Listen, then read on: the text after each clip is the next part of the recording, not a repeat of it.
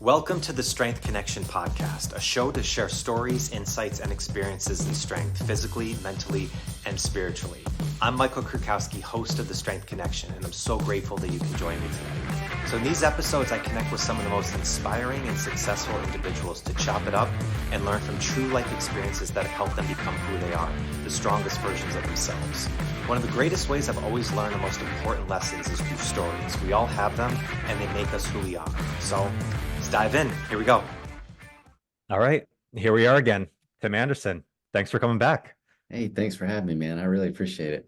Always, man. It's always great to talk to you. I really appreciate it. I figured out this is our trilogy episode. This is number 3. Oh, sweet. Third time's a charm. Third time's a charm. And as a trilogy, anything can happen in the trilogy. So, all different stuff can happen when we come in here. So this should be a blast. But, well, nowadays it's like when movies, there's no more trilogies anymore. They make like 4 or 5 or 10. I would say, Fast and the Furious 30.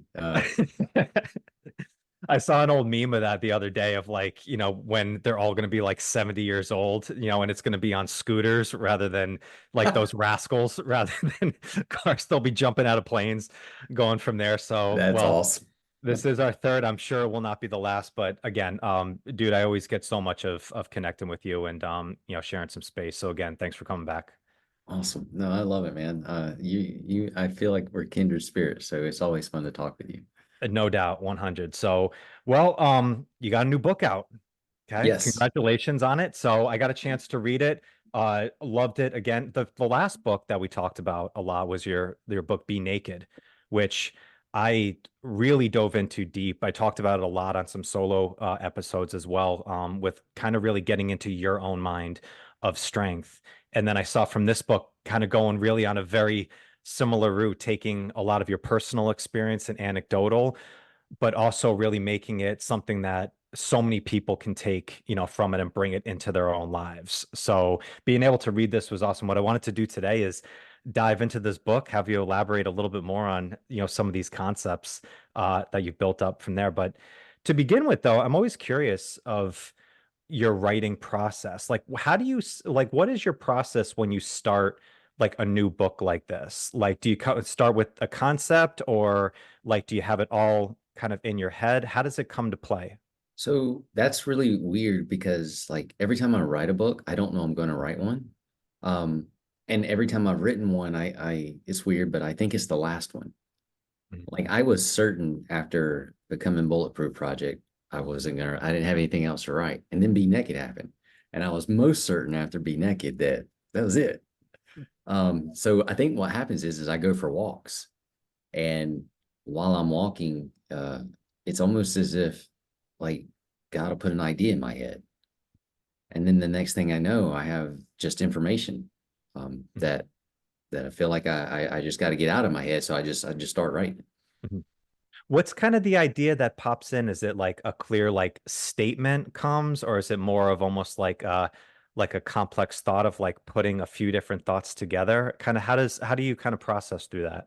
It's weird. Usually like, and I think with this time, I wrote a lot about grandma picking up a car. Yeah. I'll get on this idea, that'll come into my head, but it won't leave me. And if it keeps coming back around, and then I start talking about it, like if I'm trying to explain something and that idea starts coming out of me when I'm explaining something and it keeps happening, I'm like, all right, so maybe there's something here that I need to really investigate. Yeah. That's so fascinating. I had a conversation a couple weeks ago about ideas with a group, and I forget where the person got the reference, but it's easy to like come up with an idea and think, oh, this is the next big thing, and then you realize kind of down the road, well, it was kind of a good thought, but there's not that much more to it. But if you just either write it down or kind of put it in the file cabinet in your mind for a sec, and it keeps coming back over and over again, then you've got something. Then it might be something to explore, but it's kind of like almost allow it to marinate for a week or two, not just immediately jump into it. I thought that was a fascinating thing, because especially nowadays where we're so quick for that like instant new thought or that profound thought, we're like, oh, I'm going to jump on this right away. But no, kind of sit back and let it marinate a little bit. And if it keeps coming back to you, then maybe really dive in. And it seems like that's kind of similar to how you process this. Yeah, like it, and for all of my books, it's just these thoughts, they just wouldn't leave me alone. Mhm. And I think I figured out the way to get them to leave me alone is to write about them. Okay. Yeah. So when you write and that, like, do you write in like start writing kind of like a book, or do you write more like bullet points out and then elaborate on it? No, I just it's a stream of consciousness that is paragraphs. Like so Mhm. it ends up being the book. Yeah. And I'll write until like if I sit down to write, I'll just write until the words stop. And then I figure that I'm done for the day. Yeah. Um and then I'll leave and go do something else. And Mhm. probably the next day I'll sit down and write again. If there's something in there trying to get out. Okay. So you kind of keep it a little bit more free of complete structure, kind of like when it's, when it's on you, Uh, you dive into it and then just kind of leave it alone when it feels like it's starting to go away. yes. Yeah, yeah, yeah. And I am not I don't I can't when if you were to ask me to make an outline, that would be like me sticking like bamboo shoots up my fingernails. I Okay. can't, I don't think that way. I don't know how to, Mhm. it bothers me to know or to think that I would have to make an outline to explain Right. my process for like how I wanted to do something because I never know. Right.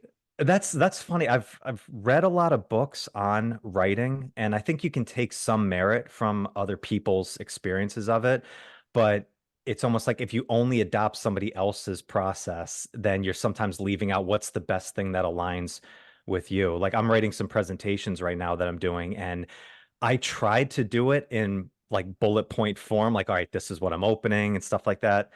I have to do it similar to you, like just stream of consciousness and just start almost like just writing it out, like how I'm going to speak and present it. Yes. And I tried for like a long time to let that go. Like, no, like this is what you're supposed to do. Like put the bullet points down from there. And it took me a while to realize, yeah, no, maybe you need to just do it in this way. This aligns with you. And it's kind of that uh push pull between structure and kind of intuitive training. You can kind of, lean into fitness on it. Like you kind of, yeah, structure can help you, but you also kind of need to find your own way. Yeah. And I think I call it loose structure. Mhm. There's a loose structure. The structure is Tim's got to sit down to write or it's not going to happen. That's the Right. structure. Whatever happens in the middle, that's the loose part. Right. It's kind of like have the discipline, sit down, but then as soon as you're there, let it flow wherever it needs to be. Right. Yeah, exactly. Yeah. Has that always been your process since you started, or has that evolved more over time? Yeah, so I'm gonna say yes. I when I wrote the very first book I wrote, Becoming Bulletproof, which is now Pressing Reset. That happened accidentally. I was sitting in a 2 hour meeting at the fire department, and I was bored. I didn't want to be there, and I had a bunch of meeting minutes, four pieces of paper, but on the backside they were blank. So during that meeting, I just turned them over and I just started writing what I was thinking about pressing reset and what all of that was. Mhm. And by the end of the 2 hours, I had 4 pages filled all the way up, line for line. Mhm. And I was like, I looked at it, I was like, oh my gosh, this is a book. Mm. And that's literally how that happened. It was an accident. Okay. So I love it, man. I love it. So, new book, it's called A Simple Book of Strength. Okay. Strength is the main focus of the area. And there's uh really a connection of both the physical side and also the mental side, as you explained with like the grandma strength, like that adrenaline rush and stuff. And there's a through line I'm always curious about with you that's in everything that I've read from your work. And the line, and I'm going to paraphrase a little bit, is more all the strength that you ever need is already within you. And I remember when you first said that to me, I think it was on our first podcast, that stuck with me. And I started thinking a lot about that. Can you elaborate on that? Like when you say all the strength that you need is already within you, is that a physical side of strength? Is it more mental side? Is it a combination of both? So it's more of like a life statement? Yes. And that was the idea that wouldn't leave me alone. I mean, that was the real one, right? Because I have been talking about it for a while. It's just that it's been marinating, where I'm finally understanding it. But it is physical and it's mental, it's spiritual, it's everything. It's the whole totality. Mhm. And you can't separate those. out from each other anyway. But like, so for the example of grandma, like we've all heard stories of like these miraculous strength events Mhm. where a person picks up a car off of their grandchild or a baby or a stranger. But that person, that strength was in them. They didn't, it's typically a everyday person or an older lady that they didn't spend their lifetime in a gym training for that moment where they had to pick up a car. Mhm. They responded. And like so they what happened is there was an event that somehow triggered access to what was in their body. Mhm. And they responded with full access to whatever they needed to move the car or the tractor or whatever it was to Mhm. save whoever they were trying to save. But it was in them already. Like, and that's the really neat thing is we're all walking around with enough strength to do whatever it is we need to do to live our lives successfully in a healthy way. It's Mhm. in us. Yeah. What we all don't have necessarily is access to it. Mhm. Yeah, it's that accessibility versus availability debate. Right. Yeah. Yeah. Like what do we have available to us? And then what can we gain access to? Mhm. And from a mental standpoint, it's the same thing. Like we don't know what we're capable of ever until we're faced with a situation that brings that capability out of us. Right. Like, you think you're going through something and you might find out, well, man, that was nothing what I'm going through right now. And I can't believe I got through that. But you always realize your strength after the fact. Like Mhm. once you get through something.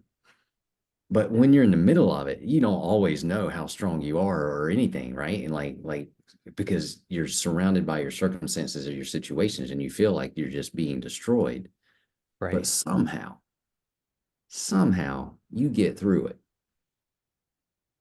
Yeah, it's an interesting thing. Like the when I read about like the grandma strength, like we've all heard those stories before, right? And it's it can be very easy to just put that off to the side and say, oh, that's a freak occurrence, that happens. But it doesn't mean that it didn't happen. Like that is Right. actually true. Like that actually did happen. So something within you opened up a floodgate of this immense strength when you had to be in that situation. And so a lot of people like because it's easy to dismiss those stories too, like, well, those didn't happen. And I was always like, I've never seen an old lady pick up a car off a baby. But then I interviewed this guy doing a documentary about he was a performing strongman. I don't know if you know Dave Whitley, but it was one of his heroes. Oh, I know. I love Dave. Yeah. And so this was the anyway on the documentary, he interviewed this father who was working on his car and the jack fell out from underneath the car and the car was on him crushing him Mhm. and it was in his garage and his daughter who was in high school walked out to ask her dad something and saw that he was crushed by the car and he was that he was getting killed Yeah. and she deadlifted the car and moved it off of him and she was just an average teenage girl Yeah. that picked up a 3,000 pound car to pivot it and move it off of her dad and saved his life. Yeah, it is amazing when you start hearing about these stories of how resilient we actually are as people. And I think nowadays too, we talk about, everybody's feeling lacking and there's so many struggles that are going on in it, not recognizing that no, when you're really back up against the wall and you need to access some strength, it's more often than not, it's going to be there within you. Like Yes. you're going to figure out, where it is, how to train for that and actually bring that into your life. That's like the secret sauce, of really strength. And that's kind of where the practice comes in. I know it's, Stu McGill's work. Yep. Yeah. So I remember when talking with Dr. McGill, he was telling me about the mentality of a one like a elite power lifter going up to do a max deadlift. And he said the same thought process, the same almost chemical makeup that they tested this person on was the same thought process of somebody who's committing murder. And it was Wow. like it was a weird analogy that I was putting together, but essentially you train yourself to be in such this insane, like incredible mindset to go up and lift 800 pounds, 900 pounds off the ground, that it is like you train yourself to access that type of rage within you to bring that strength up. it's a weird analogy, but again, it's kind of going on the same through line that we have here of all the strength that you need is within you at some point. It's just a matter of training yourself to find that switch when you Yeah. need to. And so here's the cool thing. What the grandma or the teenage girl or the power lifter, the one thing they're not thinking when they go to lift the 800 pounds or the car or the whatever is they're not thinking, I can't do it. That's never a thought in their mind Mhm. because if it is, they're not going to do it. Right. Yeah, all that goes out to what, it's this is a weird kind of segue on it, but I think everybody's had that time when they're young when you have that term paper or that like final that's due the next day and you haven't studied at all. Yep. And then you cram for that night. Everything else you turn off and you are so focused of making sure that you get this deadline and you finish it at that mark. And everybody's been through that moment before where you realize how much focus and how much energy you can put into one specific thing because you have that deadline approaching. I would do that on purpose once I learned to do it the first Right. time because then I realized like this is how I get stuff done. I love that. Yeah. So one of the beginning lines that you had in the introduction in this book, as you said, is how having strength enables you to give your strength away and make the world a better and easier place to be. So in your eyes, how does having strength create abundance for other people? There's a couple of ways to look at that, but I think for me it's if you're capable and you're able to do things and you feel good and you're confident because strength is also again it's not just physical but there's an inner strength, but one of the beautiful things about having physical strength is knowing it, Mhm. and when you know it you're confident, and when you're confident it's so much easier to give yourself make yourself available to the world because you exude, you're giving out energy and you're not withdrawing or taking energy in. But the biggest thing is if you're confident you're not scared. And it's when you're scared that you withdraw or that, fear grips you or your thoughts consume you and you kind of draw in. But if you're confident, you're not scared. And so it can be the simplest acts. It can be, well, maybe I will hold this door open for this nice gentleman here. Mhm. Maybe I will push this grocery cart all the way back to the store for this guy because I can. And or maybe I will help this guy load this at Home Depot, load this bunch of wood into the back of his truck because I can. Like so it makes you available to the rest of the world because you're able to Mhm. and you feel good doing it. And so there's this when you are stronger and you are confident, there is this, I don't know, it just helps you become more generous. Mhm. It because you don't have something holding you back. Yeah. I love that breakdown. Yeah, I had a conversation last week. I asked a question to a group about what comes first, a physical health or mental health. And it was an interesting kind of debate of people that were coming back, like what, strong mind versus strong body. And so many people talked and said, "Oh, it's the mind. Like you have to have a strong mind before you do it." And it kind of messed with my head a little bit. I was really thinking about this, and I actually thought more, and I'd be curious to get hear your thoughts on this, Tim, is I thought mental strength is actually more downstream to physical strength. When you focus on your physical strength, as you just said, what is a strong mind? It's feeling confident. It's having self-efficacy and belief that you can do hard things.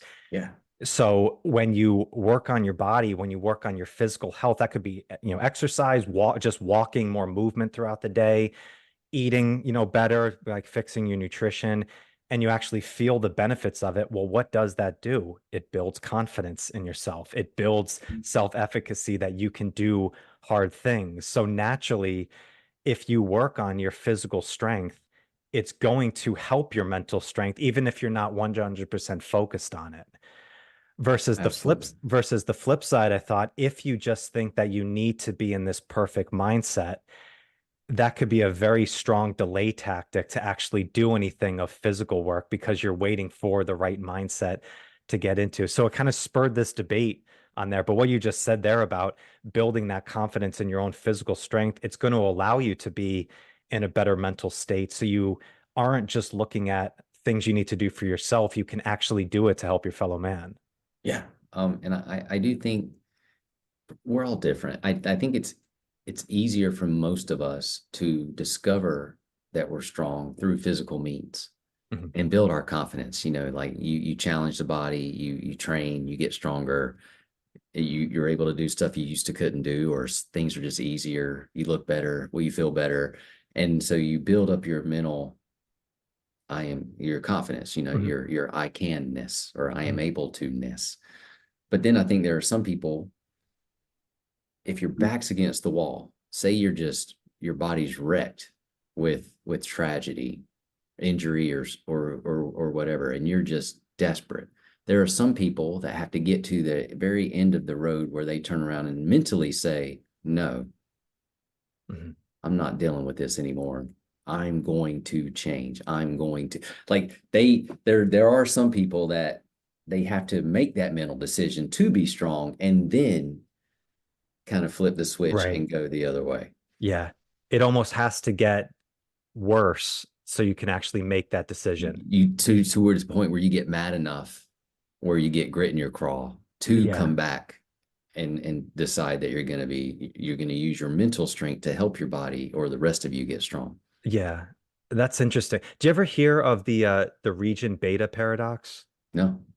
So it's an interesting it was an interesting test where if you were, let's say you're going to go 1 mile away, you would walk it.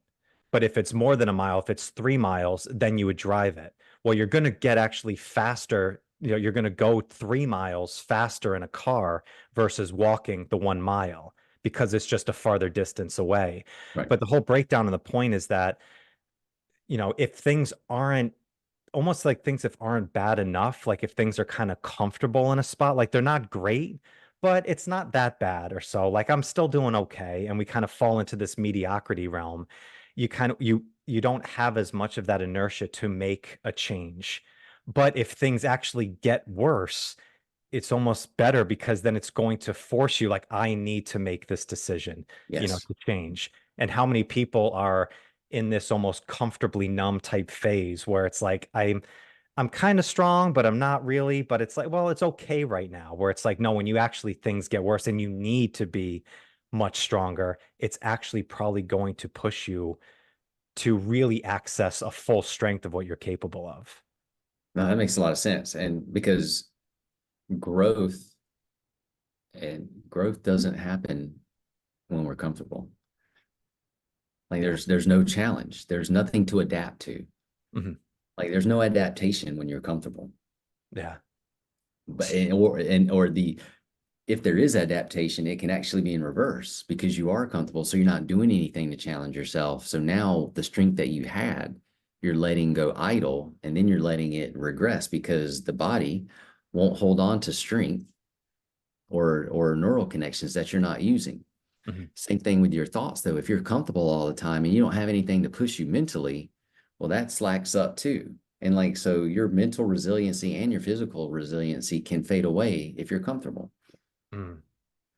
So the struggle is real, right? And I Yeah. want to dive into that because one of the points you talk about a lot is RPE, rate of perceived exertion. And this is something that I'm always curious about of really diving into. So, with this, how would you describe RPE to someone who is like just getting started on a strength and like a health and a fitness journey?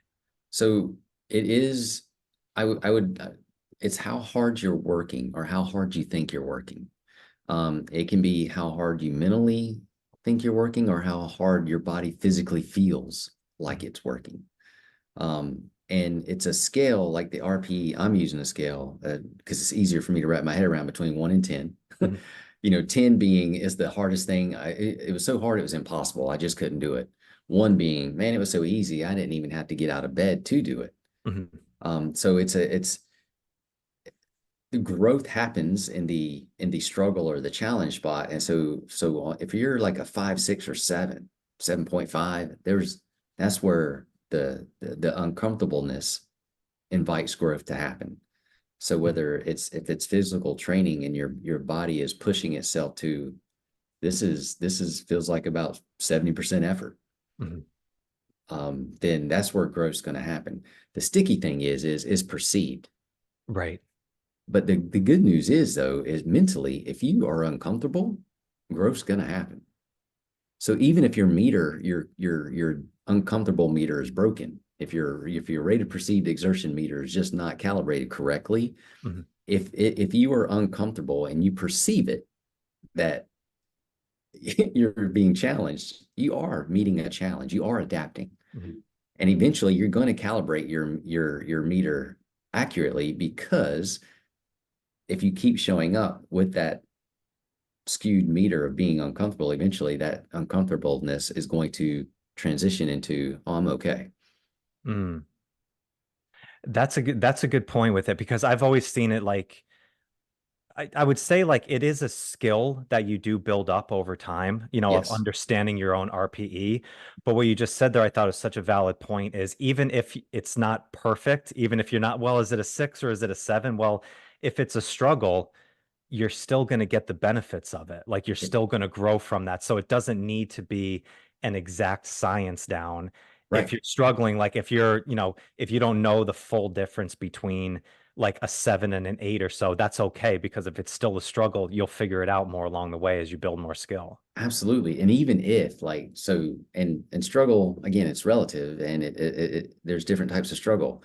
It may be that whatever your training task of the day is, for whatever reason, it would normally be a 3, hardly anything. Mhm. But on that particular day, if it's every ounce of willpower you got just to show up, and the willpower effort was a 9, well, that's struggle.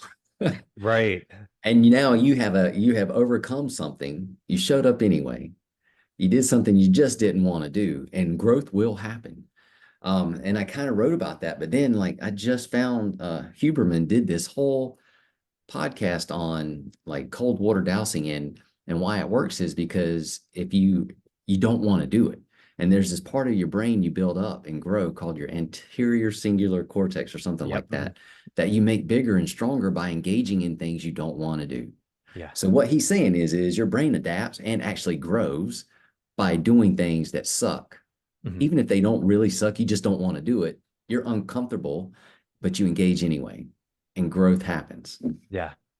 That was I listened to a piece of that, the singular cortex on it, and it was like this is something that has been so much in the mindset world and the industry, and actually bringing it into the biological world and seeing like, no, this is actually real It's a science real that's going thing. on. Yeah. So, and still the cold plunge, I've done it, I do it. It sucks every single day that you jump in. I don't do the tub, just have a cold shower and I work there. I Yep. think it works about the same. Like honestly, like cold all sucks. If you have mental resistance to it, it works. That's it. Okay, there we go. We go back to that. So that's a curious thing that you brought up, Tim, because I've thought of RPE so much on the physical side of like where your strength is and how much exertion, but not accounting as much towards like just the willpower or like where your mindset is of going into something. What's your RPE on that? So it's actually kind of taking a few different calculations to kind of work things together. And that's really kind of the essential of longevity and doing this Yes. regularly. You can't just look at how hard am I pushing in the training, but what else is what's the RPE going on in my other areas of life? So it's actually probably a good thing to look at a lot of different things that you're doing and what you're focusing on and put a Absolutely. little bit of an RPE scale on each one of them. No, yeah. And again, nothing happens in a vacuum. Mhm. And you are a whole being. So like you're bringing a lot to the table when it comes to showing up to strength train or to practice your strength or to learn how to gain access to your strength. Mhm. And so it's not just one quality that you're working on your whole self. Mhm. Yeah. Do you do any like specific like strength biomarker tests at all to kind of see where your RPE might be for the day, like grip strength or anything like that, like getting into training, or have you worked with that at all? I'm familiar with that, but I don't. I just, and that's the other thing. I enjoy the process of what I'm doing. Mhm. So for me, it is practice, right? So it's not just a, yes, it's great to show up, but I'm showing up to get stronger, but also to enjoy what I'm doing, to learn from what I'm doing, to try to, I don't know, perfect something. It just something, you know, it just feels good to engage in something that is not only physically stimulating, but mentally stimulating too. Right. So I don't, you know, I have not measured my grip strength or anything like that before and after training, or to see if I should do something today or not do something today. Mhm. Um, Typically my body will let me know, Tim, stop. Okay. Let's do something else. Yeah. Okay. And I'm just now getting to the point where I say, okay, you're probably right because you're much smarter than I am, body. I will listen to you. It's interesting, right? One of the things you wrote that I thought was fascinating was about what you're thinking about and then kind of doing a range of motion test. Like have a few negative thoughts and then see Oh, about touching your toes and how that will change, how like, stiff and how maybe contracted you'll feel versus thinking something more positive, more calming, more open, and then doing it and it opens up more freeing. I remember talking with Adam Glass and Frankie Ferris about like the biofeedback solution work on there. And I was shocked at how your body is like always responding with what's going on in your mind. And it will tell you with different range of motions where you're supposed to be in that moment or where your other thoughts are in that yeah. time. I thought that was so curious. So I'm a slow study. I had to hit my head on the wall several times before I learned not to do it. But what I've learned in the last 10 years, especially with all this pressing reset, the movements and stuff that I do, it's not that, well, it's one thing to try to prevent injury. It's another thing to heal from injury quickly. But it's another thing to know your body well enough to know that it's trying to tell you it wants to avoid an injury. And every time I have been hurt has been during intense periods of intense emotional stress. It wasn't because of what I was physically doing, it was because I was physically doing something while I was under intense emotional stress. And I should have not been doing those things. Mhm. But you know, sometimes you think, well, God, you like maybe you want to blow off steam or you're just dealing with something. And so, no, I got to work out. I've got to go do something to get all this out of me. Mhm. And for me, that is the exact wrong time to try to do anything impressive, heavy, aggressive, or anything like that. It's when I need to go take a walk. Right. And it has taken me 10 years of repeated injury to realize, no, Tim, nothing fast or explosive today. Roll around on the floor for an hour or go take Right. a walk. Yeah. It's a hard lesson to learn, right? It Yeah. is. But once you learn it, now I know I have learned it. Yeah, I know. It still creeps in. I mean, I'm in such a similar boat in many ways, like realizing that I've been under stressful situations and then going out and crushing like some double kettlebell workouts, which I absolutely love. I'm good now. Like I know how to cycle, specific things like listening to your body, but still it's like once in a while, like you'll feel like that little hole or something. It's almost like your body will give you a nudge before it fully brings you into that. Yes. Like it will Yes. tell you, hey, like, you know, proceed with caution. It will give you a yellow light before it puts up a red light on you. And sometimes still it's like you want to put the gas pedal down and try and get through that yellow light. You'd be like, I can make this from there. And then, laid up for a few days afterwards. Nothing too crazy often, but it is enough to put you out for a week or realize you need to, Yeah. to listen again. But I mean, it is amazing how the body will respond so much with emotional stress. One of the lines that you put in there is that you've never had a thought that your body's not aware of. And And that is that definitely that true for like that me. put me back in my chair when I was like, Tim's right again. And what's funny is my body is more aware of my thoughts than I am. And that's the rub, right? Because your body, there's this book called Your Body Keeps the Score, but it does. And it will hold on to things that you don't think you don't even know it's holding on to Yeah. because you got stuff going on in your subconscious and you know you're lying to yourself in your conscious, like trying to ignore stuff or Mm. sugarcoat stuff, whatever it is we do Yeah. to get by. The body, you can't fool the body though, because it knows. Yeah.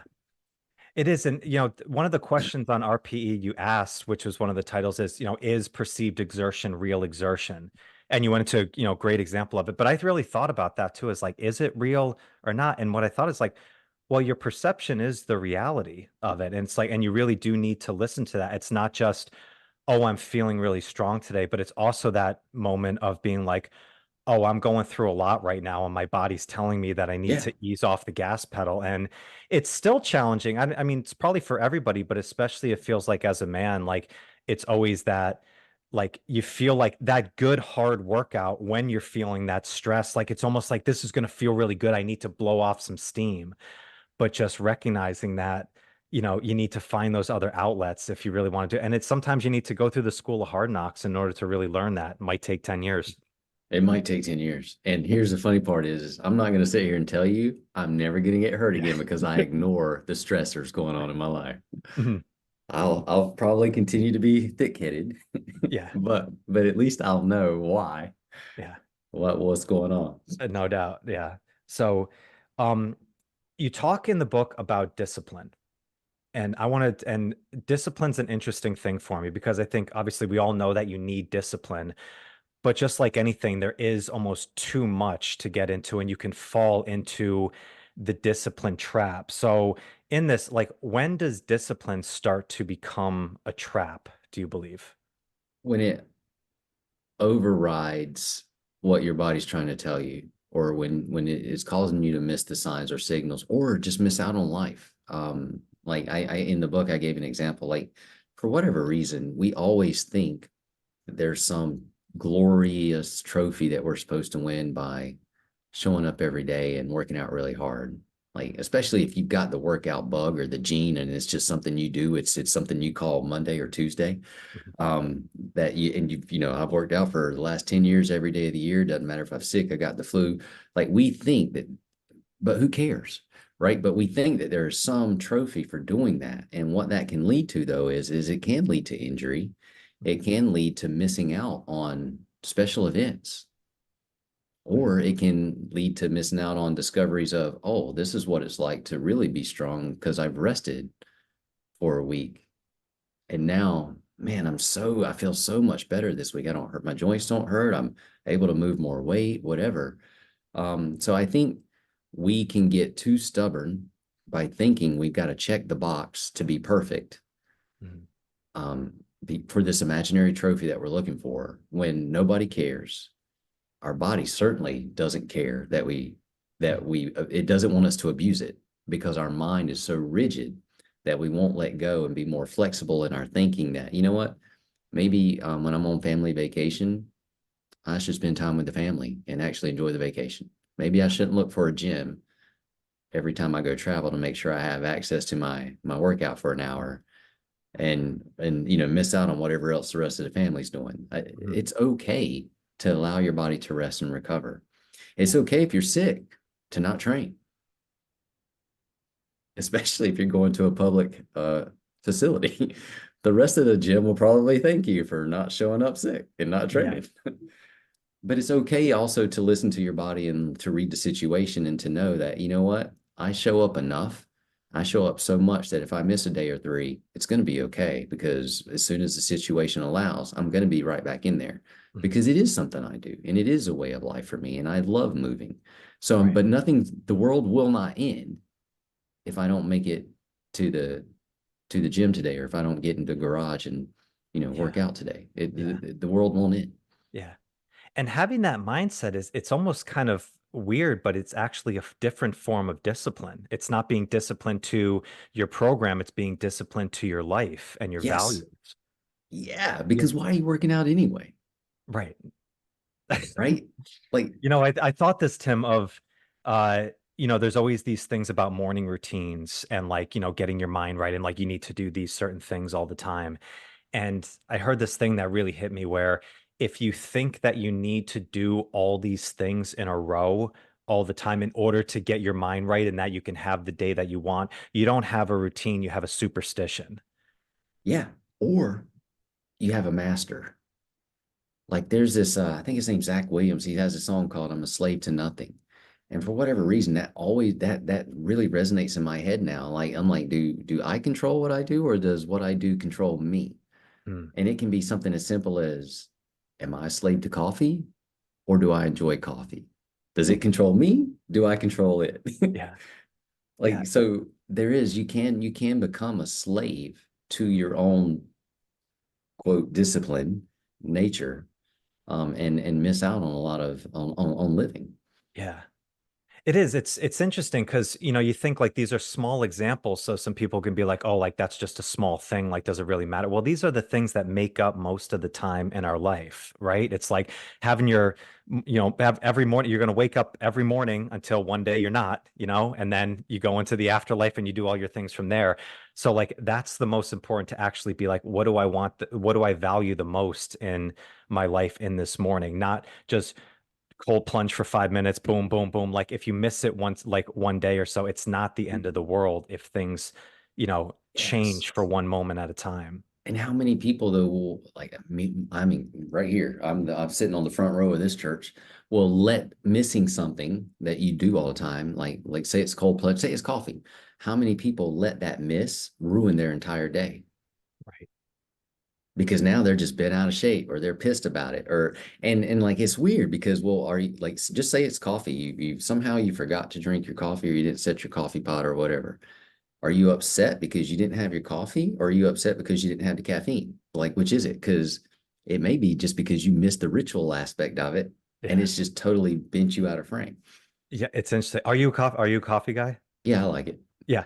So I love it. I did 45 days of no coffee and no caffeine on it. And And you survived. and I survived. I'm still here. I'm talking to you right now from here. But it was something where it wasn't any like, oh, I need to get off this and stuff like that. It was more like I was realizing that I'm I feel like I'm relying I have a master in the morning where I need to go and do this. And it was this almost just go through the motions, not even thinking about what's going on, dragging the feet to the coffee pot in the morning, filling it up. And it's like realizing that this is actual real time in my life that I am just completely bypassing. I'm like, can I just take this off and just see what happens from there? It was super simple. It was Yeah. super easy to do. And it's like, and actually, when I got back on caffeine, you realize caffeine's really powerful when you You're like, go off of it whoa. for a bit and you're like, this is actually what you're hoping for and working with. But what I realized from it is, kind of on that same line is, do you have a routine or do you have a superstition? And I think it gets to a point where, yes, you need to build discipline. You need to have some structure if you're going to make some changes in your life and you want to build your strength up. But once you like think you need to rely on that you have to do this in order to succeed, otherwise you're going to go all the way down and start from scratch again. That's really not the case. It's like, Right. so it's almost, yeah, allow yourself to have a little bit more of this like openness. And that's a different type of discipline, but it's kind of still in the same factor. Now you're just being disciplined to being more open to It's less true. superstition. It's true discipline because now you're not just you're not on automatic. Mhm. You're engaging in thought. Yeah. You're engaging in purposefulness. Yeah. And what's really cool about your 45-day coffee break was you were curiously exploring and building strength Mhm. during that 45 days. Yeah. Like the strength of not needing it, like of proving to yourself that you're way more resilient than having to have it. Yeah. It's powerful. It's like just once in a while, just throwing that shake up in there. How many times we fall in love with a specific program or specific thing, and then we just blinders on, like, this is what we're doing, not realizing that there's other things out there that could really, open up. We talked about that in your, original journey where you were all kettlebells all the time, just like crushing them out, and then realized there's more to this. I can There's explore more. some more different things. And then all of a sudden it opened up your strength to even a completely different capacity. Yeah, there's always more if Yeah. we'll allow ourselves to experience more. Yeah. Yeah. So I want to ask you a bit about breath. Breath is something that you talk about a lot in all the different work that you do, and how powerful it is, diaphragmatic breathing and stuff. Wanted to ask you is, do you practice breathing more in the practices that you do, either in training or like going for walks, or do you do a specific like practice solely focusing on your breath? I have in the past, now in this season, my practice is just living like I live with my tongue on the roof of my mouth and I nasal breathe, no matter what I'm doing. Mhm. Um, so during like like actual strength training, my lips are shut. I've got my tongue in the roof of my mouth, and I'm practicing breathing by making sure that I'm nasal breathing. Hmm. And that's right now. That's as deep as I take my breathing practice. Yeah.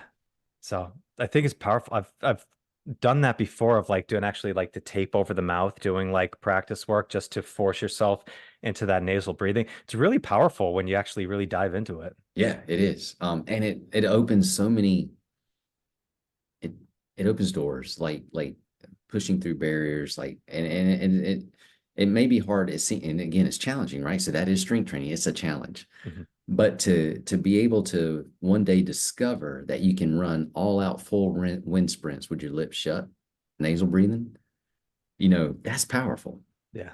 Like, wow, I couldn't do that before. Oh my gosh. And now like I can run a mile with my lips shut. I can run 5 miles with my lips shut.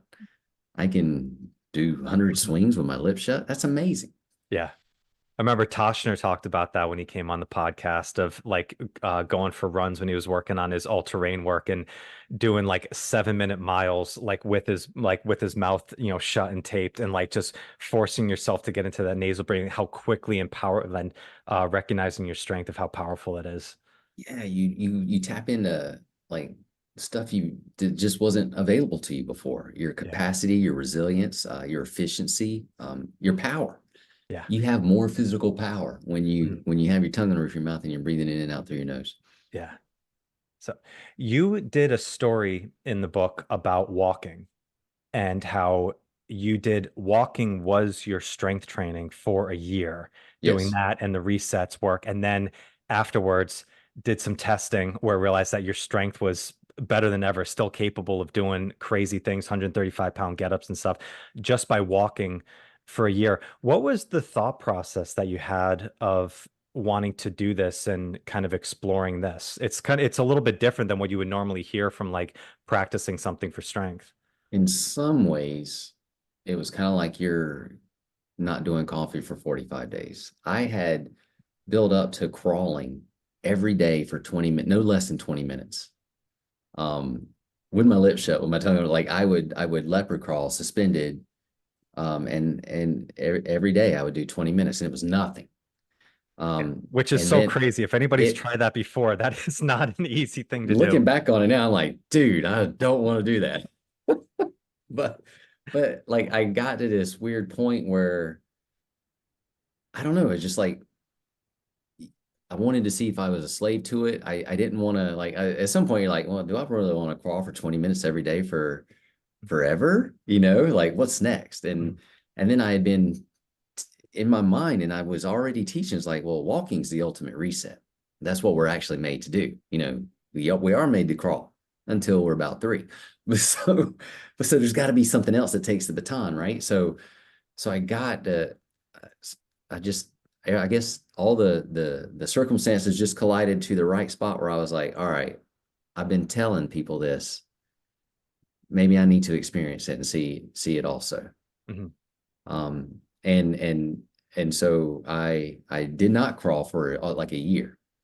And I would walk with a light backpack, maybe 20 pounds, 25 pounds, Okay.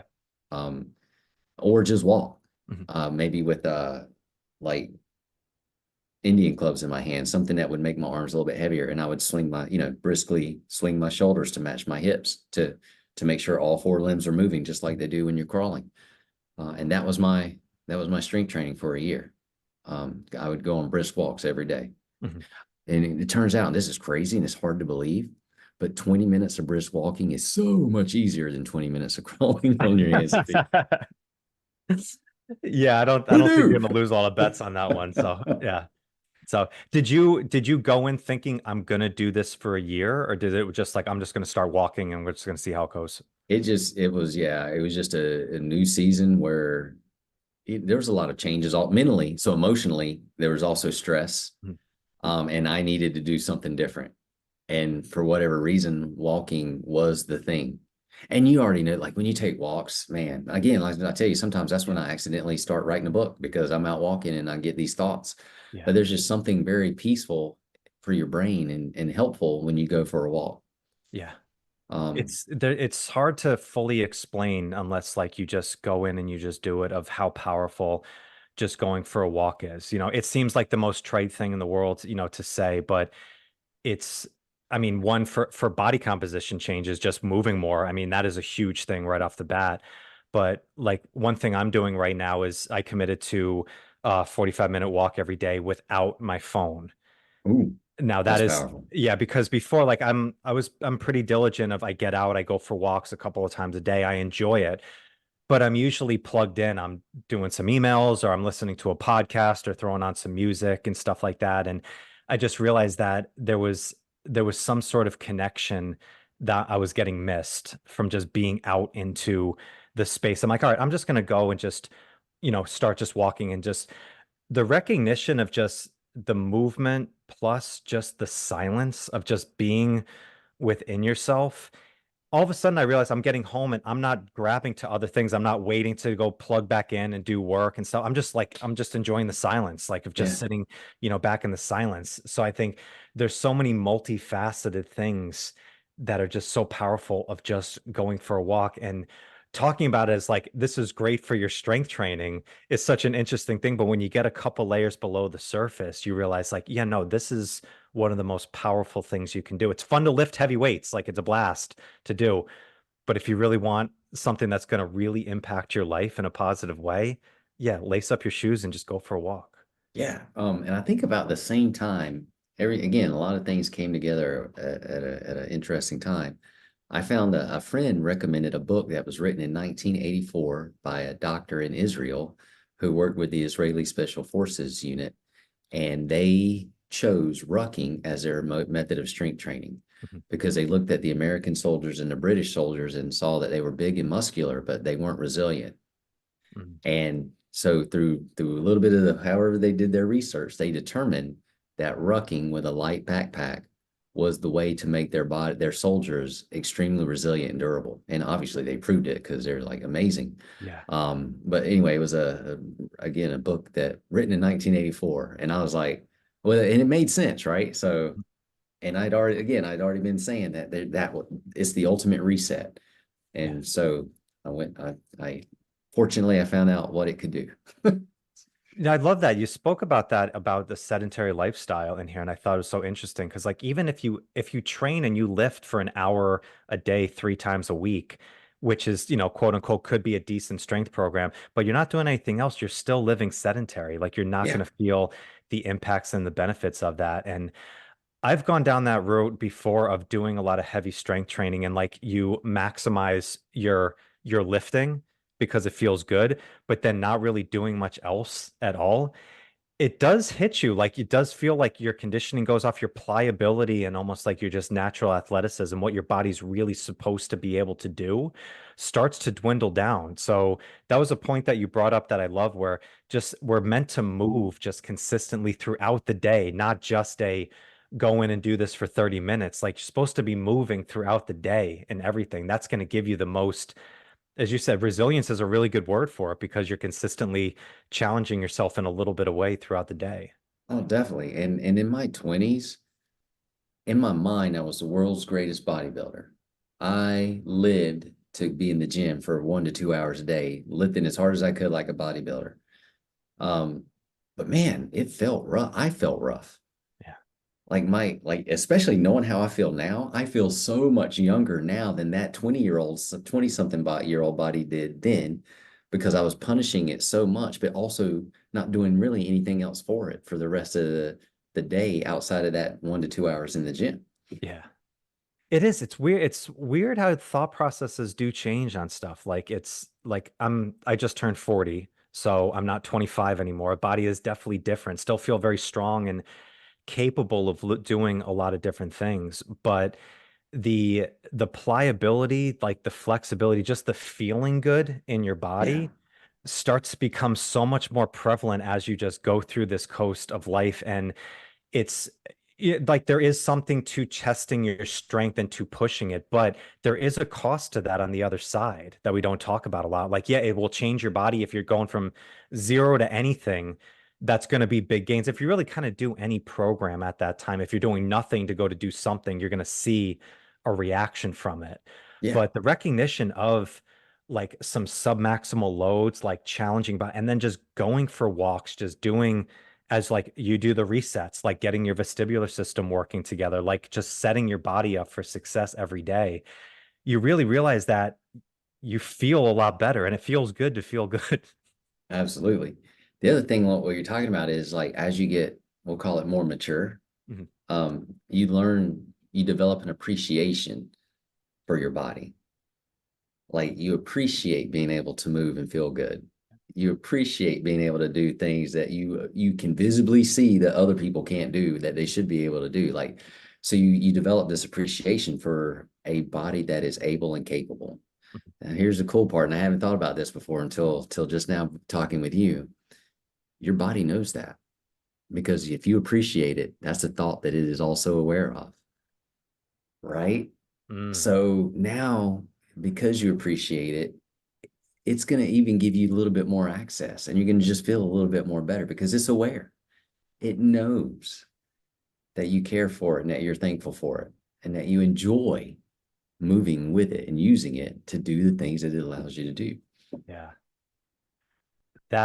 I haven't thought about that before either, of just that appreciation for it. And This, yeah, it's interesting because I do this on a day by day basis. Anytime I train, it's just a short little mantra where I say, this is a gift, movement is a gift. Not everybody can do it. So be appreciative and just, don't take it for granted. Just a small kind of short recognition of just, okay, you're stepping into an arena of strength now. And realizing just that quick moment of appreciation, you do feel that subtle little change of just bodies feeling a little bit more open and receptive to what you're about to do. yeah. And appreciation is safety, right? Like Yeah. if you want access to your strength, your brain has to know that it's safe, Yeah. that you're safe, that you feel, it wants you to feel good. Yeah. Yeah. Tim, dude, I think we did another great one here. So This thank you was so fun. much. Yeah, absolutely. Time goes by every time I talk to you. So I could sing your praises for hours and hours of the stuff that I've learned from you from connecting here. But again, man, congrats on the new book. And I appreciate you coming on today, man. Mike, thanks for having me, man. I really enjoyed it. Absolutely. So is the book out? I know it was pre-sale before. Is it out for release now? So the official release date at Amazon or any bookstore that you enjoy shopping at is on April 2nd. Gotcha. Okay. So guys, this will be out beforehand, but you can pre-order, get that in on Amazon, get this rolling. Tim, dude, it's always a pleasure. Till next time, I'm sure we're going to be doing this again soon. Yes, sir. Look forward to it. Listeners, thank you so much. I'll catch you guys on the next one. All right, peace. Thank you so much for joining me today. I hope you found some great value here. And if you like this episode, please drop a comment and leave us a 5-star rating and review. It does more to build the show than you can imagine. And do not forget to check out and join the Strength Connection Facebook group. In this group, I share the biggest takeaways and lessons from these amazing conversations, as well as training and strength tips for pursuing mastery and fulfillment in life. This group is filled with individuals looking to take full control over their strength, and it's the perfect space to explore new ideas and to share your journey. And you'll also get exclusive access to these Strength Connection Mastery Seminars. It's a deep dive into the physical, mental, and spiritual training that you can begin using immediately. So do not wait. Go now. Seriously, go. All right, much love to you. Thank you so much, and I'll catch you on the next one.